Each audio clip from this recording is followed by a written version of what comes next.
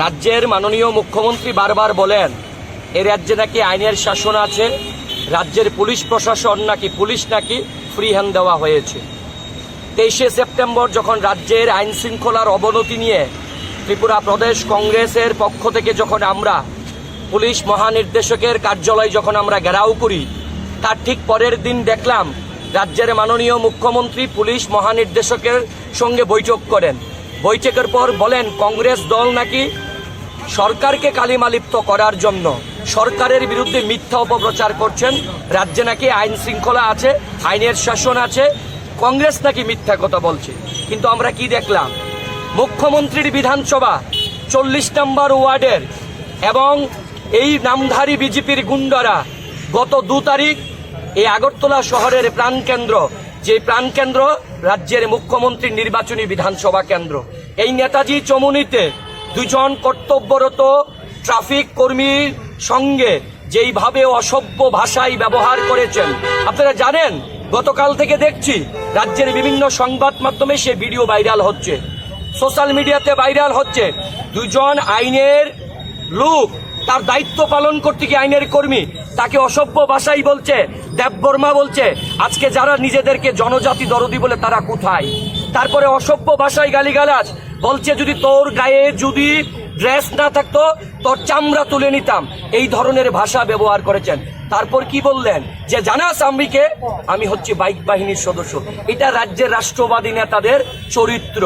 আমরা জানতে চাই যে মুখ্যমন্ত্রী বলেন রাজ্যে আইনের শাসন আছে, রাজ্যের নাকি পুলিশকে ফ্রি হ্যান্ড দেওয়া হয়েছে। এত বড় ঘটনা ঘটার পরেও পুলিশ কেন মামলা নিতে পারলো না? পুলিশের কোথায় ব্যর্থতা? পুলিশ কি আদৌ ফ্রি হ্যান্ড পেয়েছেন?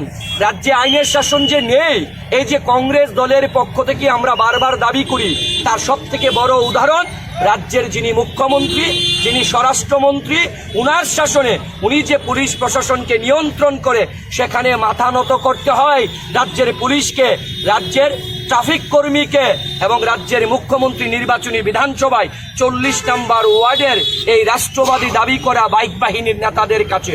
আমরা তো বলছি, আমরা বলেছিলাম যে চোর গুন্ডা রাজ্য চলায়, পুলিশ লুকায় টেবিল তলায়। এটা প্রমাণ করলেন রাজ্যের বাইক বাহিনী। আজকে বাইক বাহিনীর কাছে 2 জন কর্তব্যরত অবস্থায়, ডিউটি অবস্থায় 2 জন ট্রাফিক কর্মীকে অপমানিত করা হয়, সেখানে দলের পক্ষ থেকে কোনো স্টেটমেন্ট দেওয়া হয় না। আমরা আজ সদর জেলার কংগ্রেসের পক্ষ থেকে এই সদর এসডিপিওর অফিসের সামনে আমরা প্রতিবাদ জানাচ্ছি। আমরা সরকারের কাছে, প্রশাসনের কাছে আমরা দাবি জানাচ্ছি যে এই ঘটনা যারা ঘটালো তারা কারা, তাদের নামধাম আমরা জানি, পুলিশ জানে, সিসি ফুটেজ সেখানে বের করতে হবে, তারা কারা। এইভাবে রাজ্যের পুলিশকে, ট্রাফিক কর্মীকে অপমান করা হবে, এটা সভ্য সমাজে আমরা কোনোদিনও মেনে নিতে পারিনি। আমরা দাবি করছি অনতিবিলম্বে এদের বিরুদ্ধে আইনগত ব্যবস্থা নিতে হবে। আসলে যে মুখ্যমন্ত্রী বলছেন রাজ্যে আইনের শাসন আছে, তার উদাহরণ এই নেতাজি চমুনি।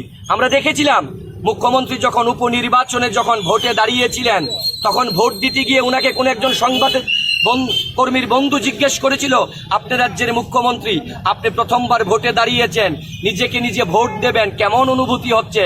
একজন অরাজনৈতিক ব্যক্তিত্ব মুখ্যমন্ত্রী হবার পর বলছেন যে আপনাকে কে বললো আমি আমাকে ভোট দেব? আমি তো আমাকে নাও ভোট দিতে পারি। কারণ তিনি কথাটা সত্য বলেছেন।